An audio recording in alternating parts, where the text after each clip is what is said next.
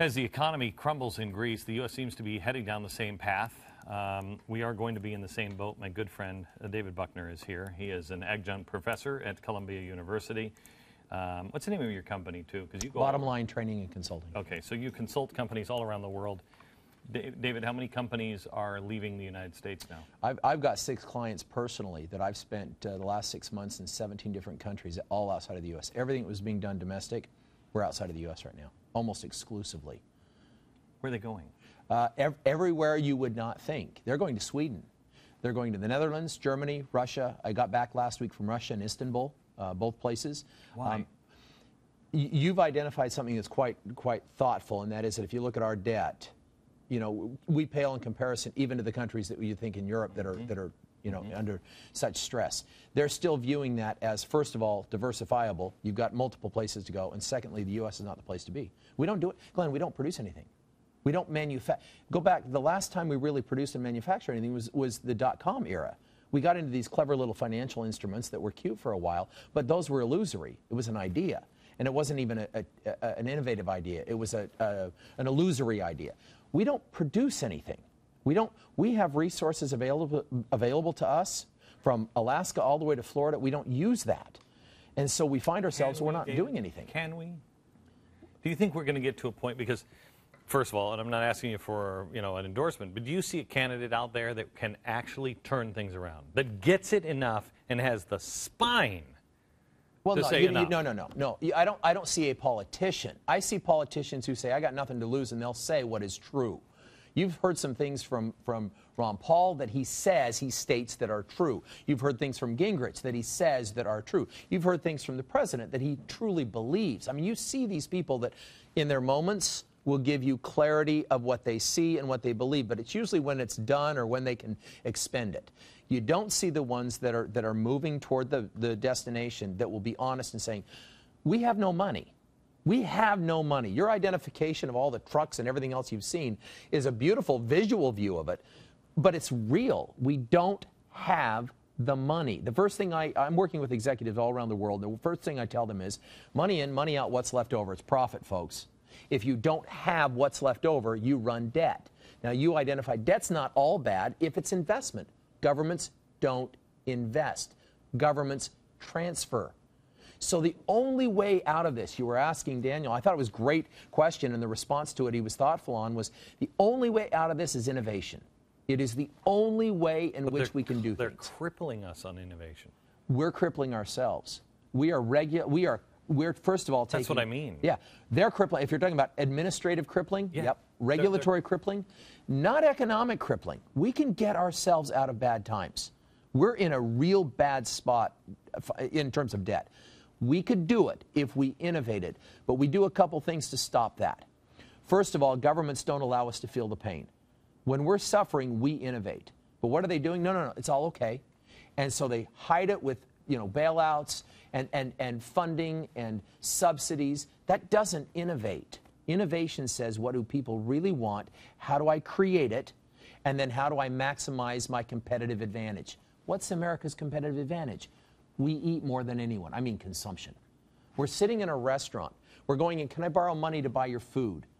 The restaurateur at some point in time is going to say, I don't need to lend you money to buy my food simply because you consume more. I got other people now buying. And with India and China and Russia and Brazil, I'm going to Brazil in 2 weeks. I'm down there again for another week. Each of these countries are going, you know what? We know we have to produce to consume. Americans for the last 20 years have not had to produce to consume. We've borrowed to consume. We are the ultimate trophy for everybody, society. We are. And we're betting on the fact that our fat consumption will make them want to keep us alive. The day will come where China will gently say, I've got India to buy from me. I've got Brazil to buy from me. I've got Russia to buy from me. If you don't buy from me, it's okay, America. China is just taking the ports. Yeah, they did. Yeah, just taking the ports. And there's nobody to stop them. No. What stops China from doing that to us? Well, if you go back into the 80s, we actually had China and Japan that were taking over. Many of the 6th Avenue buildings were being, that's not far from where we are. We hit a downtime there where they took it. They took it by virtue of the mortgage, acquisition as the banks. But We're not far from that. At some point in time, if China can't get and take our debt and transfer it for gold, or get our debt and transfer it to something else of value, intrinsic value, they're going to go after the only intrinsic value we have. Land. Land. And it won't look as normal as we might think, where they're just taking over property and saying, haha, we got it. It's going to be that they're going to get rights to get oil. They're going to get rights to harvest. They're going to go to places where we've said no, or we've regulated our way out of it. And they're going to be able to get rights. So in other words, the Gulf. They could They'll do go the to Gulf, the Gulf. They'll do Alaska. Offshore. They can do Alaska. I've thought many times that people would joke with me and say, I'm going to Alaska. I was like, I ain't. That's the dumbest place to be, because that's where the gold is. Yeah, it is. That's where the minute the United States becomes so weak that people know we can be taken, they come crawling over that pole. It's Russia and China that come crawling over that pole, right? And it's easy. I mean, I don't want to create these ideas of coup. It would be more subtle than that. It would be the acquisition of properties. I can give you an example of a place that I worked as a young kid at a ski resort. And you start to see the names change to Chinese characters and Japanese characters. And I once asked them, they said, they pretty much took over the whole resort. This was back in the 80s. We'll see it subtly like that, where you're going to start to see the transition. You mentioned Russia. I was in Russia a week ago. I was in Moscow. There are more billionaires per capita in Russia. And these guys are driving. I was driving by. My driver pointed over to a car I'd never even heard of. He says, that thing is worth about $5 million US to purchase it. I said, you've got to be kidding me. He said, yeah, you'll see 20 of them here. I said, why? Oil. He said, unlike you Americans, we use it. We harvest it. We would be in such great shape if we did that. And we could do it in a place that would be economically and environmentally thoughtful. We could get out of the Middle East. We could be self-sufficient. We could help the rest of the world. Europe's going to need, and they're going to be slaves to Russia. Yeah, they will. Or if not, they'll be slaves to China. China can work its way through Greece and on into Italy. I mean, you see the domino, the contagion from Greece to Italy, and Italy to France, and on through. Why do you think that Russia and China are standing with Syria? That's fascinating. And as you look at it, it's not only a consumption thing, and it's not only a political thing. There's economic levers here. Mm-hmm. That is the entry. That is a key entry point. I mean, it's right there. I was in Turkey a couple weeks back. And you're sitting there and look, what is Turkey bound? Turkey, I think, is an entry. Turkey's a very interesting place because you've not only got Iran and Iraq, and so you've got the whole borderline there. And Turkey gets very uneasy when America is calling the shots, but not so uneasy when Russia does. I think that there's gateways. They become political moves, but there's gateways that are purely economic to the Middle East. Does Greece survive this? Have you been to Greece? No. Would you go to Greece right now?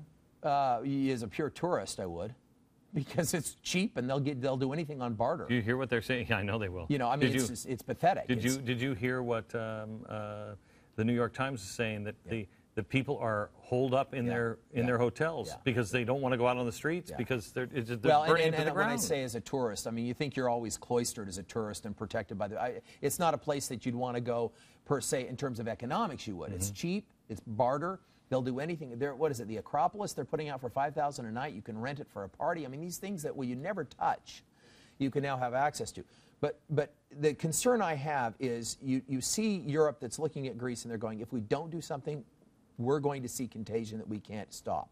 They're smart enough to know that. Germany gets that. They know that they can't let Greece go. But on the other hand, they're bleeding to keep Greece in their approach to entitlement. And we could go down a whole path of America being in the same boat of entitlement. They're bleeding because when they're saying, okay, we'll give you a leg up, Greece is going, no, we want exactly what we had. Retirement at 55, wine and cooler. It's crazy. Can't have it. And so Europe is really fighting between, you either have to follow what your older sibling says, or we're going to walk away. That's going to lead to the same kind of hatred and trouble that we had in... Yeah, it could be visceral. I mean, many of the Greeks could really be angry with the rest of Europe, but folks, you know, this is your survival. This is your umbilical cord to life right now.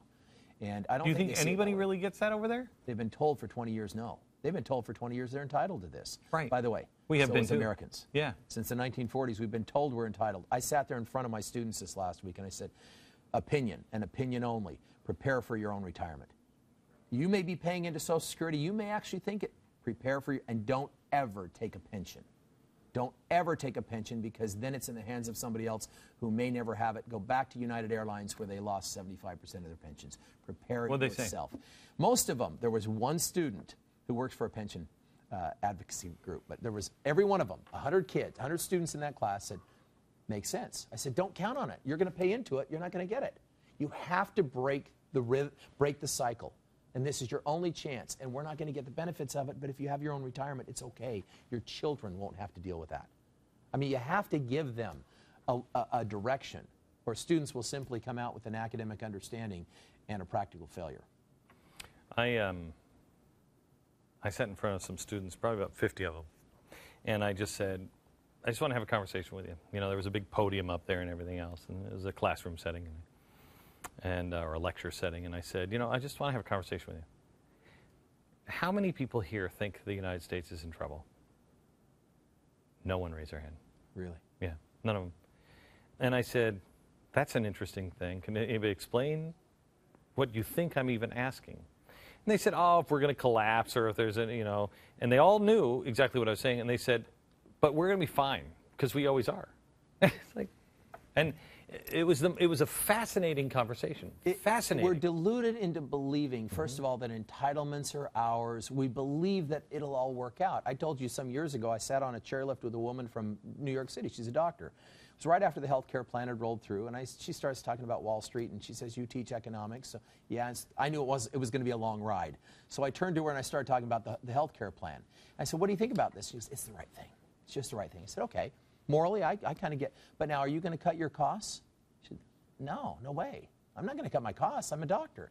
Well, you just said that the government's going to cut the price. Are you going to cut the cost? She said, no. I said, where's the difference? She says, the government will work it out. We have that in our country. We actually believe, and the sad commentary, Glenn, is that most politicians today, with the heated up rhetoric around the election between now and November, they're going to tell you whatever you want to hear. I know. It's not true. Do we, if we don't change course this election, can you imagine what's going to happen? There's going to be unintended consequences regardless of who wins. Unintended or consequential issues. If you have a change from the current administration, you are going to have all of these Occupy Wall Street protesters and everything now blamed. It's going to be they're anti-government. Right now, they're still anti-government, but nobody's saying that. Everybody's saying it's anti-Wall Street. So if you have a change, you're going to have a shift, and you're going to see some pretty angry people who never thought that the administration could ever change. If it stays the same, you're going to have somewhat of a, yeah, we still inherited this. And at some point, I actually believe you're going to get, we're really not going to be able to fix it. But it's okay, lame duck. We've got 4 years. We'll do our best. We're not in a good spot either way. And you're going to have somewhere, somehow, you're going to have this visceral response when people realize that they have been lied to economically from all the politicians, with maybe rare exception of moments in debates that you've seen. They have not been told the truth. They have not been told that we are 100% of our GM. We are completely up to the gills. We're out. And this fraudulent, rating system that says we're AAA is illusory. It's not true. Thanks, sir. Good to see you. God bless. Back in a minute.